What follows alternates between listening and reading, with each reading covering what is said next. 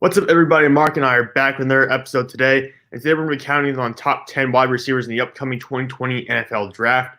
And I think we're going to have some different lists here. We're going to start at the top, though, because I think we're going to have some similar guys in the first 3 or 4 spots. And then we'll get more diverse as we go down. So we're going to start towards the top. But, Mark, how are you doing today, first off? Yeah, doing good. My power was out on and off for about 3 hours this morning, up until about 10 minutes ago. But we're back on for now. Hopefully we stay that way for the rest of this stream here. So yeah, if Mark blinks out randomly at some point, we just know the power went out over there. But anyways, we're going to start number 1. Mark, who do you have at number 1? I think, and I just want to say, I think our top 5 here are going to be pretty similar, if not the same. And then that 6 through 10 spots are probably going to be where we get some diversity. But number 1, I'm going to go CeeDee Lamb. I think he's just absolutely athletic freak of this draft, the clear-cut number 1. He's got great hands. He's physical, even though he's not like the biggest guy. He is 6'1" or 6'2", but he's kind of on the skinnier side. Great footwork, and then just overall athleticism. You can't beat it. That's what I have for the pros. And for cons, the only thing I could think of was he's not super fast. He's still pretty fast, and he can make plays when you need him to. But he doesn't have that game-changing speed like Tyreek Hill has or some other receivers in this draft have. Yeah, I agree with you. He doesn't have that game-changing speed, but when he's in the open field, he's still very hard to tackle because he's shifty, and he's got more power than a player like Jerry Jeudy. He's got underrated power, I think, actually. I think if you're against small defensive backs, he can drive them to the ground. He's not afraid of contact either. So I appreciate that with him. As opposed to some of the other players we're going to talk about in the top 5, I think CeeDee Lamb's more of an all-arounder. He's got a little bit of everything. He can play. He can go for contested catches. Very good with his hands. Doesn't have any drop balls, really. Needs some improvement in the route running a little bit, but still a very good route runner compared to some of the guys towards the bottom of the top 10. So I think he's an elite all-around player. I still have him number 1 as well because I think we know who number 2 is, but I like Jerry Jeudy, but I just think Lamb has more of like expanse he can go on. I think he's gonna be more of a touchdown machine in the NFL. I think Jerry Jeudy's gonna be more of like the guy who gets a lot of receptions, but maybe doesn't have the largest impact per reception kind of thing. Yeah, absolutely. That's what I see in him. I see him as kind of like the Swiss Army knife, or not really Swiss Army knife, but just overall, all around, probably the best wide receiver in this draft. Like you said, he's got a little bit of everything. So yeah, to give you some comparisons here, NFL Network's Lance Zierlein compared CeeDee Lamb to Chad Johnson or Chad Ochocinco, depending on how you know him. So that's a good comparison to a former All-Pro. And the Draft Network, which we've used on our mock drafts in the past, compared him to DeAndre Hopkins. So he's got All-Pro comps, and not all those guys do. Some of the guys in the lower part of the top 10 have like decent comps. So one of them's got like Nelson Agholor as a comp for some of the guys down towards the bottom. So having comparisons to All-Pro, past All-Pros is a big deal for this guy. I think he's got that kind of potential in the future.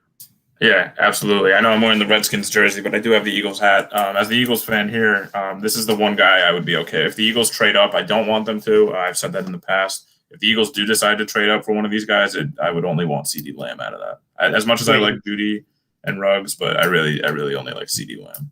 I think CeeDee Lamb's the best guaranteed hit in the draft in terms of wide receiver. I think he's the best guarantee. So who do you have at number 2? I think we both know who this is, but who do you have at number 2?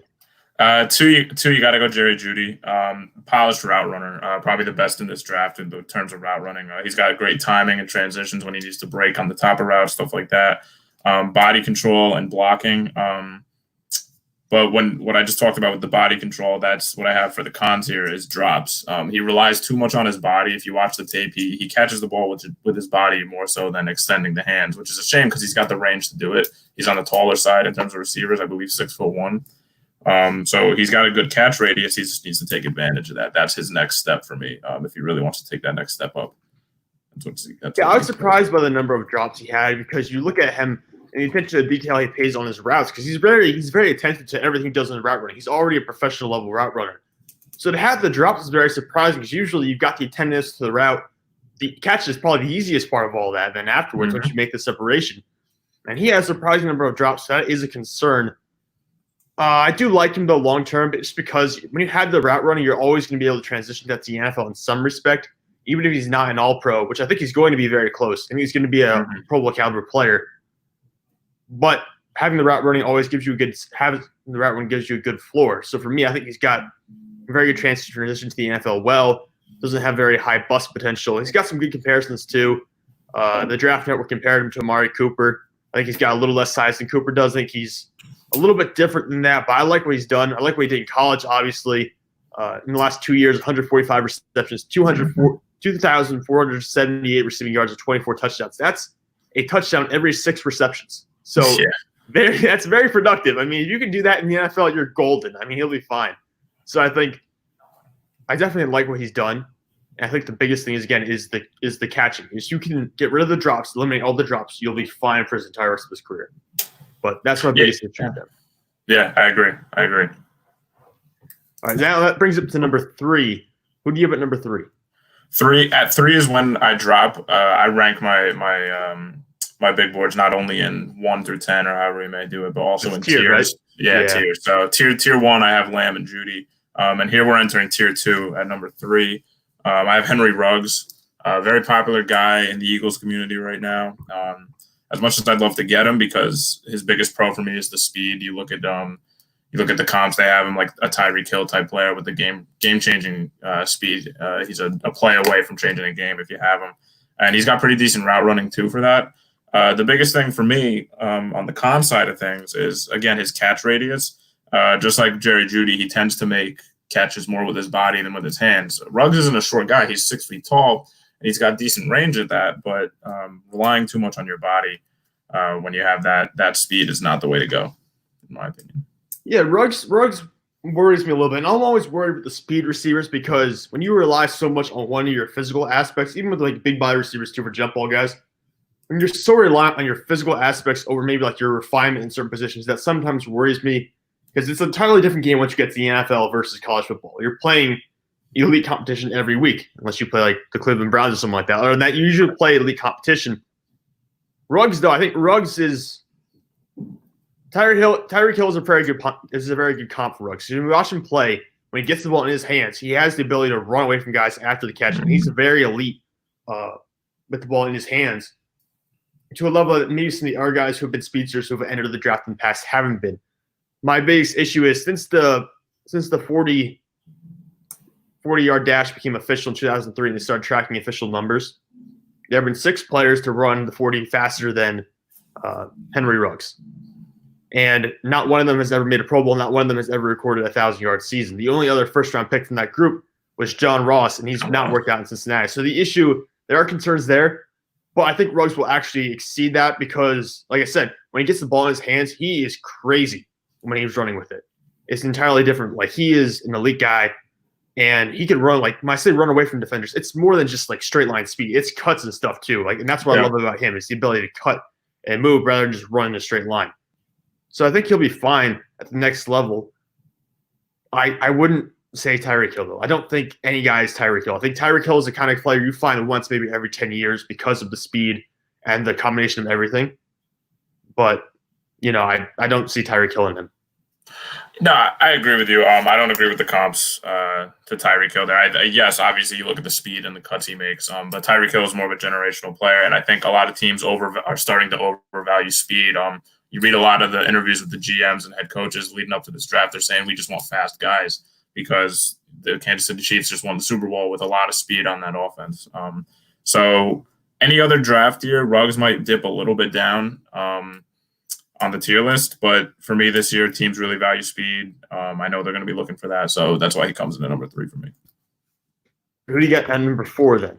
Number 4, my guy, Justin Jefferson from LSU. I love him. You look at he's really just versatile on the offensive side of the ball. A Swiss Army knife is a better analogy for him because you can line him up. I know the big thing is, he can only thrive as a slot receiver just because that's what he played in 2019, and he did thrive there. You look at the numbers. But in 2018, he still had a very good year playing on the outside. He shifted to the inside to be a team player to let other LSU wide receivers who could only play on the outside maybe thrive. I think he's a perfect fit for the Eagles. Again, speaking as the Eagles fan here, because the Eagles like to run. They like to move the offense around a lot. Look at Zach Ertz and Dallas Goedert and their tight ends. You could start switching them up. But more on Jefferson. He has some surprising speed. I believe he ran a 4.4 at the combine, which you don't see for a lot of guys that size. And he's just very physical. The one thing I found wrong with him, or a little bit wrong with him, was his route running transition, breaking at the top of routes, stuff like that. And I think he's an all-around good receiver. I think he gets shot down a little bit just because of the whole, he only plays the slot. I think that's blown out of proportion. I still think he's a very good receiver in this draft. Yeah, I think he is. If you talk about CeeDee Lamb being all-arounder, I think Justin Jefferson is like the level lower. He's the all-arounder at the next level down, in my opinion. I do think he's the fourth best receiver in this draft class, especially because you look at just the production he had last year. 111 receptions, 1,540 yards, 18 touchdowns. I mean, that's hard to match. One of the questions I did have about him, which was found really interesting when I was looking this up earlier today, LSU listed him at 6'3", 192 pounds, but the combine he came in at 6'1", 202 pounds. So really, it's very weird. I mean, two inches is very different. Like, because playing at 6'1" is very different than playing at 6'3". Because at 6'3", you're closer to a T. Higgins kind of player. Here at 6'1", you're closer to like where Jerry Jeudy is in height. So I found it very interesting that they changed the height and the weight so much. But I still think he's going to be a very good receiver. I don't think it's going to change anything really. My one question for him is, again, because he played so much slot last year, how will he handle the press at the NFL level? If he's coming in if he was 6'3", 202, I think he'd be fine. At 6'1", 202, I still think he's gonna be good, but I want to see him. I want to see reps really at the NFL level against the press. I want to see what he does every first couple of games, and then we'll move on from there. But I do think he's the number 4 receiver in this class. I think there's a little bit of a dip again after these two. Yeah, I agree with you. This is where I get into my tier 3. And number 5, I think this is where me and you might start to differ, because I think we've been the same through 4, right? We had the same top 4. Yeah. So number 5, I have T. Higgins, your boy out of Clemson. I think he's very underrated. I don't see him very high on a lot of mock drafts or a lot of big boards in general. But you look at his size and his strength and his physicality, he's almost – he could be at the next level. He could be that just throw it up and he'll go get it because he's got the size to do it. The only issues I have with him are issues that come with all big body receivers. His ability to separate and his route tree is limited with what you can do and what you could ask him to do. Yeah, no, I'm actually right there with you. I have him at 5 as well, so we're staying with it.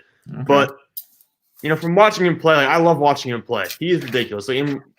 One of the things that Trevor Lawrence got beat up a lot by his critics at Clemson was that he would throw the ball up too much to receivers like T. Higgins and Justin Ross and just let them go and get it. But now I don't hear any people mentioning that now that T. Higgins is coming out to the draft. No one's mentioning the fact that he went for a lot of jump balls and he made a lot of those kind of incredible catches. And at 6'4", 216 pounds, he's a guy who's a little bit wiry, but also got very good length in his arms. And he's perfected it. He's perfected the jump ball. I don't think there's a better jump ball receiver in the draft. His body control and his tracking are excellent. And he's also he's an incredible good threat in the end zone, in the red zone too. So I feel like he is the 5th best receiver. I know some people might have higher ceilings than him in the draft, but at the same time, the Cadence can come in right away and have that impact.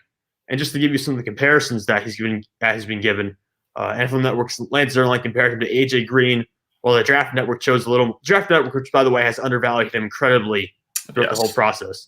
Yes. But they put him and they compared him to Tyrell Williams and Devontae Parker. I think he's more of like a Mike Williams, like the former Clemson receiver is now playing for the Chargers. I think he's more in that range kind of player at the moment. But I feel like people really don't know what to think of at this point. There's very highs and there's very lows for T. Higgins right now. And I personally, because I watched him play, I think he's going to be more towards the high end. Yeah, you mentioned the ceiling. Some other players might, as they develop, might end up being, producing more or whatever. But I think T. Higgins is just a playmaker. Like we said, you throw the ball up, he's going to go get it no matter what. He's perfected that art. So he can come in immediately and contribute for whatever team drafts him this week.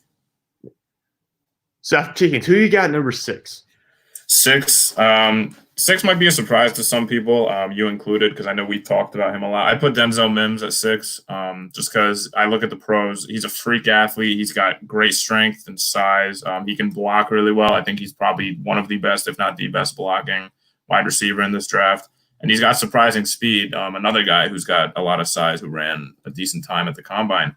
The issues for me are his route running. He's kind of limited in that aspect. And again, literally on the field running routes, it's not the best. You could watch the tape.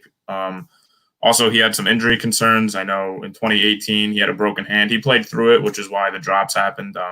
But a broken hand is still a major injury to be concerned about. You don't always heal 100% from that.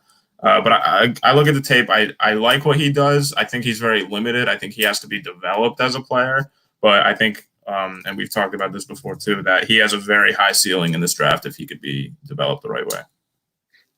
Yeah, I don't have Mims at number 6. I've got Mims a lot lower than you do on this one. I think he's actually in the lower tier than what you probably have him in, just because of how low his floor is. And I'll get into that a little bit later. But my number 6 right now is Laviska Shenault Jr. from Colorado. Now, the thing with him is he's a very bulky. I say bulky. He's not really bulky, but he's built very well. He's built like a very compact player at 6'1", 227 pounds. He basically is a running back when he gets the ball in his hands. Yeah. He's super strong, super physical. The issue with him is the injuries because he's had multiple surgeries in the last year. Let me figure out. I have him put up here. What was it? I know he had turf toe and there was something else that he had surgeries for in the last year. So he's had injuries that he's dealt with. And the durability is a concern, especially because he takes so many hits because he is such a physical player and he does like to run through guys. Torn labrum, that was the other one. So he's had some significant injuries. And so there's some serious concerns about him. And also we didn't have the great production because he played at Colorado and they didn't have great quarterback situation and all that.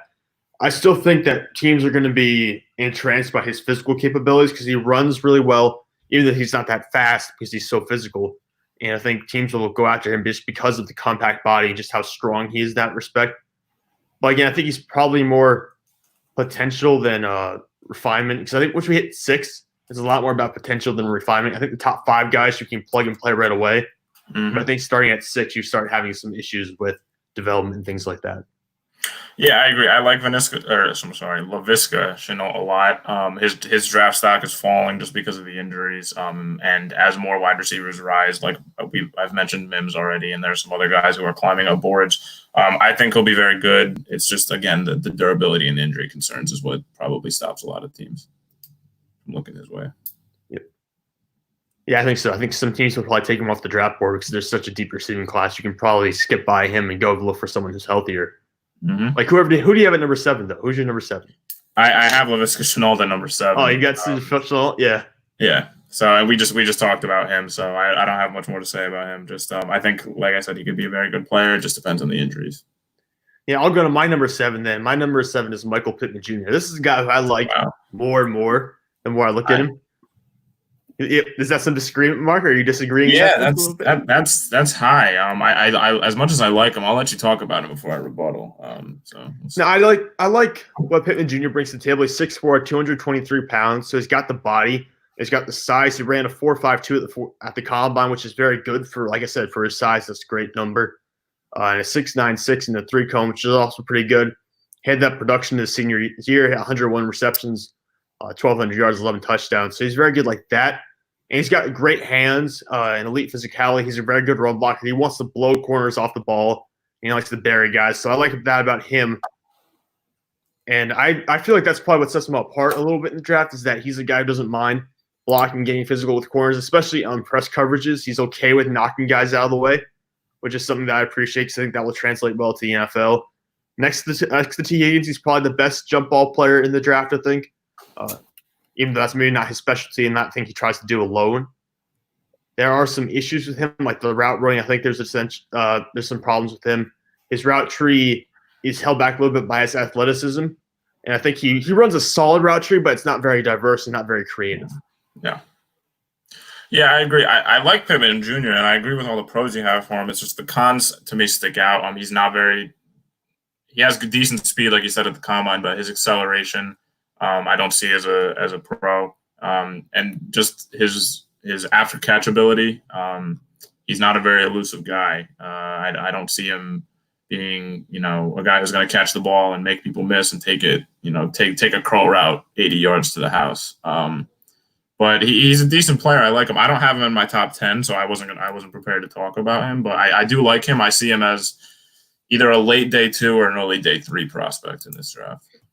I think so. I think he's actually, in my mind, he's replaced Denzel Mims as the kind of guy who could do more. Because the more I look at Mims, the less I like Mims, and the more I look at Pittman, the more I like Pittman. So, I'm turning in opposite directions in that part. But yeah, who do you have at number 8? 8, I have Jalen Reagor. I really like him again. His biggest pro is his speed. He has really really nice speed, really nice big playability. I keep watching his tape, and I watch he had a punt return for a touchdown that looked exactly like Deshaun Jackson's. He muffed it, had to go back and get it, and then make people miss returning for a touchdown. So that's always going to stick out to people. He can create separation, and he's got pretty good size for the speed, or he's got pretty good speed for the size he runs. He's 5'11", and he's probably the third fastest receiver in this draft, but on the field speed. But the cons obviously are his hands. He has a lot of drops, which tends to be the problem with these speed wide receivers. Is you don't get the best of both worlds there. You're getting one or the other. So that's something that's going to have to be developed by whatever team drafts him. His route tree is pretty limited, and although he does create separation with his speed, he's not very physical. So if he meets tough press coverage, he's pretty much out of luck there. Yeah, I'll talk about Reagor Larry, so I got him down further in my board as well. But my concerns about him again are the press coverage, and he's more of a playmaker than a wide receiver at this point. Mm-hmm. So he's got the abilities to do stuff, but like I said, I like him more as like a punt return, a gadget player to begin with, and then we'll move on to talk about some more stuff later about him. But I've got Denzel Mims at number 8. So I've got him I got 2 spots lower than you, which I guess isn't too bad. But considering it's only a top 10, it's probably significantly lower because that's probably 10 to 15 spots in the actual draft. Mm-hmm. But again, my thing with Mims is if we're talking about all-around players who do a little bit of everything, it's CeeDee Lamb, Justin Jefferson, and then Mims is the next guy lower who does a little bit of everything. Yeah. When I watch him, his routes and sometimes what he does against against press coverage, he gets blown off his routes. Like he'll get played in smaller corners who will actually knock him out of his routes and push him bumping around. So that's my issue with Denzel Mims as opposed to Michael Pittman Jr. And that's kind of why I put Pittman at 7 and I put Mims at 8. Is that I know Pittman's going to knock another guy around, but I think Mims is the guy who gets pushed around in the clash between him and the corner. So that's my issue with him right now. Although I do think he's got more of the speed and stuff like that. At the same point, he's not great for 50-50 balls despite his size and his catch radius. He sometimes gets bumped out of those. Again, with his physicality is an issue. Mm-hmm. So that for me is my biggest concern with him. Also, I'm a guy who likes the physical NFL players. So for me, a guy like Mims is always going to be ranked a little bit lower. Right. I think his floor is probably lower as well than most guys in this draft. I think him and probably the guy who I have ranked at 9 have pretty low floors compared to some of the other guys in the top 10. Ooh, I'm curious to hear that now. I agree with Mims with what you said about the more you see the tape, the less you like him. I still have him ranked high because I think he on the right team and with the right coaching, he can be a next up a tier guy. But until we see that, I'm not ready to rank him any higher. He could easily jump a lot of the receivers in this draft, but it depends on what happens. When we look back a year from now, what team he's on and who his coach is. When we look back a year from now, you and I are both going to be wrong about a lot of things, probably. That's true. That's very true. That's very true. So, all right, Mark, on number 9. Who got number 9? Number 9 is where we jump into my tier 4. Some guys that are more developmental players, maybe have one aspect about them that really sticks out, and then the rest of their game is maybe a little bit sloppier, and they need to be more developed and spend more time. Number 9, I have KJ Hamler. Again, a big speed guy. He can create separation with his speed. You watch the tape from Penn State. I saw a video on Twitter the other day of all his deep touchdowns, and it went on for like 2.5 minutes, which might not seem like a long time, but when you're making big plays like that, it's a long time. Cons again are his hands and then his size. He's only 5'9". So yeah, he's really small. I think 176 pounds or something too. He's not that big of a guy. Yeah, he is a very small guy. He won't play on the outside. His ceiling is probably a starting slot receiver who will just run a quick slant, and you hope he makes people miss and can take it 50 more yards. And again, like a Jalen Reagor type punt returner or a gadget type player. I like Hamler a lot. I'll talk a little bit later about him, probably maybe later in this stream or in another stream where we talk about some other stuff. But I have him coming in at number 9. Yeah, my biggest issue with KJ Hamler is probably, besides his size, is also his ability to track the ball. Because if you're going to be a deep threat like him, you need to be able to track the ball a little bit better than what he does right now. But I do think, like, for day 3 receivers, that's not a bad pick. I just don't – well, not day 3, but for third-round receivers, I don't think it's a bad pick. But I don't see him going, like, any higher than maybe the middle of the 3rd round because of some of the deficiencies you mentioned. Right. I got who I have at number 9 who I said he has a potentially low floor, and it's Brandon Ayuk from Arizona State. Yeah. Because this is a very developmental prospect guy. He only has 1 year of really noticeable production. And there's a lot of issues with him. He's not a great athlete, like an NFL caliber athlete in a sense. Going in and out of routes, there are issues there, but he's a very physical player. And again, I like the physicality of guys. He ran a 4.5 at a 4.5 40 at the combine, so not bad. That's right about the range of a bunch of guys we mentioned on this list already. But he's not great at creating separation. He's not great against the press, which I feel like that's been the biggest argument against most of these guys is they're not great against the press. But I think a lot of these college systems, to a sense, I think we'll find out that some of these guys are good against it in the pros. We just have to let them develop a little bit first.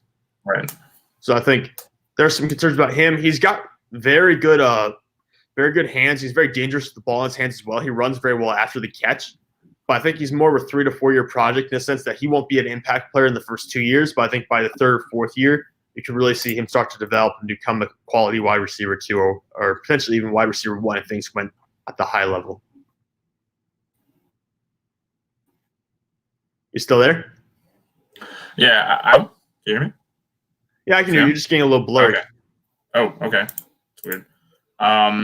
All right, so if we're all good then. I like Ayuk. I don't have him in my top 10. We're down to my number 10 spot. Is the only one I haven't revealed yet, and you're not going to be happy about it. I do like Ayuk. I'm excited to see what he could bring at the NFL level. I agree with you. You hit all my points with pros and cons, so I don't really have anything else to add to that for him. So he's a wait and see type of guy. Yeah, kind of. Who do you have at number 10 though? 10, I have Donovan Peoples-Jones. I'm going to get a lot of hate for this one. I knew you were going to do that. I'm sorry. I really like him. I know the numbers won't show it. I'll start with the cons for him. He doesn't have great numbers. Just he played with subpar quarterback play at Michigan, and he's not really super quick off the line of scrimmage. But the pros to me outweigh that. You give him a good quarterback, and you can coach up some burst off the line. But you look at the pros. He's got great size, 6'2", 208. He's got great hands, super athletic, and then once he's in the open field, he can accelerate very quick. He takes a little bit of time to get there. I think he's a great prospect. I think he's going to get slept on in this draft. I have a couple sleeper receivers in this draft. I think he's one of them. So that's why I have him ranked so high. But the potential's there. You give him a good quarterback, and I think he'll shine in this league. I'll say this about him. I have him as an honorable mention. I don't have him in my top 10. He's very athletic. He led the receivers in broad jump and the vertical at the combine. So he's a very athletic guy. He was a 5-star recruit coming out of high school. So he was one of the best receivers in the country in high school. The thing is, he never put it together really. Press coverage really destroyed him in college whenever he saw it. And I think he's at the NFL level, I kind of cancel out his athleticism a little bit. I don't really know what he is because we haven't seen him play with a great quarterback yet. I would like to see him play in a pro-style offense with a good quarterback. Michigan's offense has been a mess the entire time he was there. So I want to see him play in the NFL level. I think he's probably around late round 3 to maybe mid-round 5, somewhere in there. It's hard to predict where he's going to go. But I think if you get him like in the 5th round, that's a high upside wide receiver to get in the later round. So I think he'll be a very good prospect for wherever he's picked. But my number 10 is, hey, Mark, I'm going to kick you out of the stream and I'm going to bring you back for a second because you're very blurry right now. Okay. Yeah, whatever you got to do. You're still blurry. It's all right. We'll go with it. Can you hear me? We good? Okay, yeah, I can hear you now. All right. We're good? All right. Yep, we're good. You're just not moving. I think you're frozen a little bit on my screen, but okay. It's all right. As long as I can hear you, that's the important thing. We can get your voice and your opinions in here. But my number 10 is Jalen Reagor from TCU. And again, I think that's the reason I have Reagor at 10 is, oh, there you go. You're back and your picture's good now. Okay. There we go. But I got Reagor at 10 because, like I said, I think he's a gadget player first couple of years in the league probably. He could develop into a full-fledged wide receiver, but right now I just have him as a gadget prospect. And that's not a bad thing to say. I think he could be very good. I saw a comp out there at Curtis Samuel, a guy who comes in kind of has like that. I think he'd be like also Curtis Samuel, Deebo Samuel, kind of in there. Really use him a little bit as a running back / wide receiver. Any way you want to get the ball into his hands is good because once he has the ball in his hands, he's dynamic. You mentioned the punt returns. He's a very good punt returner. He had 2 touchdowns last year. So he's dynamic with the ball in his hands. My issue, of course, is the point of getting the ball to him. and he has some lapses in judgment, some lapses in decision making on the field. Drops some balls, sometimes slacks off late in routes. So for me, it's just developing the mental aspect as well as the refinement at the receiver skill before I'm ready to put him out there as like a wide receiver 2 or wide receiver 3. Yeah, all good points. All good points. I agree. Go ahead. No, as I said, do you have any honorable mentions you want to bring up, or anyone you want to mention that maybe popped up to you? Yeah, Brandon Ayuk was one of my guys. We talked about him. You look at Van Jefferson, a guy out of Florida, another big body wide receiver, 6'2", 197. Kind of like a little bit worse CeeDee Lamb, but he gets still pretty produce. And comparable to Jerry Jeudy too. He's got very good route running. I like him a lot. Michael Pittman Jr. was one of my honorable mentions, although he is flying up boards like you mentioned. Not just yours, but a lot of pro scouts and NFL experts out there really like him. And then as we go deeper into the draft, I'm skipping a lot of names here on my list, but one guy I really like, who I've even texted you about, Devin Duvernay. I love him. If the Eagles grab him in round 4, I will be so happy with Justin Jefferson and Devin Duvernay, just because he has the speed and the hands. He's got a little bit of questionability with his route running ability. But I think you can definitely coach that. Hands and speed are a lot harder to coach than the other problems he has. So Devin Duvernay is high on my board. And then Isaiah Hodgins out of Oregon, another big body wide receiver, kind of like T. Higgins at 6'4", 209. Great balance, hands, and he can make those acrobatic jumps and jump balls you would ask him to do. But he's got to get better at beating press coverage and separation off the line of scrimmage, which again is always hard to do when you're a big body wide receiver against more athletic corners. But those are my 3 or 4 honorable mentions there in this draft. Yeah, I've got 5 honorable mentions. You mentioned a couple of them already. KJ Hamler I have out there because he's got the extreme speed. Supposedly he ran a 4.27 at a Penn State practice one time or something like that, but we've never actually seen him do it on tape. And we know how sometimes those. Have you seen the pro day videos that have been sent to like NFL scouts where they have their own guys doing like hand clocking 40 times? And guys are turning in like 4.2s like crazy and stuff like that. Yeah, it's nothing. Like, that's not 4.2. That's like a 4.3, 4.4. And you guys being trigger happy with the thing. But I do think KJ Hamler's got 4.3 speed, 4.35 at least. So he's a quick one who I like. Van Jefferson didn't have the production in college, but he's already got the elite route running. Him and Jerry Jeudy are probably the 2 best route running specialists in the draft. Mm-hmm. And also one thing I like about Van Jefferson that we've commented on about as a potential negative for most of these guys, he's got a very good release. Like he's very good at releasing against press coverages and stuff like that. So I think that could really help him out, even though he doesn't have a great college production and he doesn't have great speed either. Donovan Peoples-Jones I have there just because of the athleticism. I think that could work out if you refine him a little more. And the 2 that you didn't mention are Chase Claypool and Antonio Gandy-Golden from Liberty. So Chase Claypool first from Notre Dame, 6'4", 238 pounds, still ran a 4.42. So he's an athletic freak. Mm-hmm. I think he could really work out.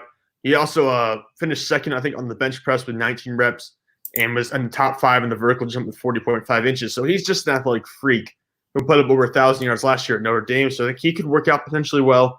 He's also rising very quickly, which is kind of surprising. He's a guy who's going up towards the second round in some boards. Yeah. I don't have him going that high, but he's going up. And then Antonio Gandy-Golden's a guy who at Liberty produced 150 receptions, 2,400 yards, and 20 touchdowns in 2 seasons. So he did a lot.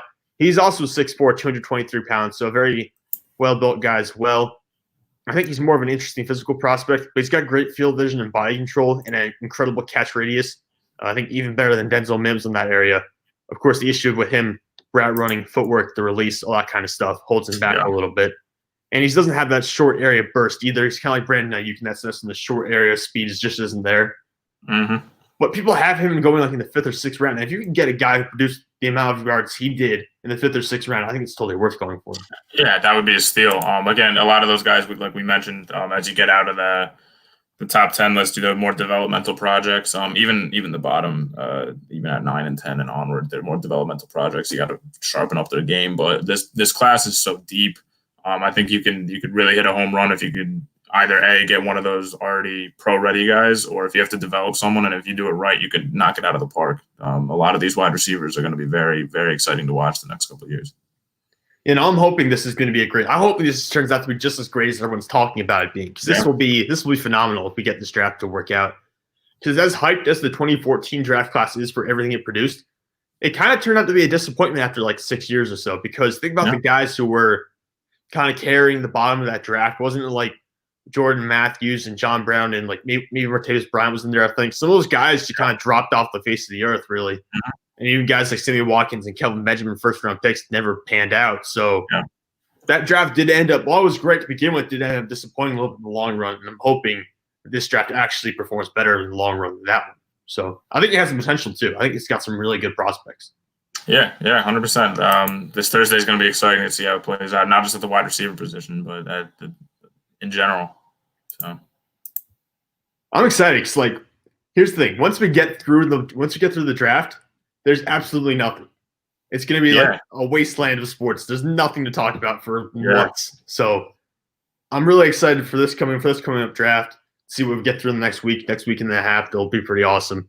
Mm-hmm. But I think that's all we got for now, Mark. Do you want to wrap it up? Do you want to tell people where they can find you? Anything you want to link or plug, something like that? I got no links or plugs right now. I'm just doing this for fun to help out with Sam here. If you want, you can follow me on Instagram at mformo or on Facebook at Mark Formicelli too. I'm not on Twitter that much. I actually use a burner account for Twitter. But yeah, that's pretty much it. I just enjoy doing these. So. All right. That's all for me. I think you can follow me. I'm probably going to post all the links for Twitter, Facebook, that kind of stuff for me in the bottom of the post. So feel free to check that out. So for Mark and I, thank you guys for tuning in. We'll hopefully see you guys sometime next week. So thank you. And I can't wait to come back with the post-draft content probably next week because I don't know what our schedule is like yet. We'll figure something out, I'm sure. So, Mark, thank you for coming on. Everybody, thank you for watching. We'll see you all later. Thanks, guys.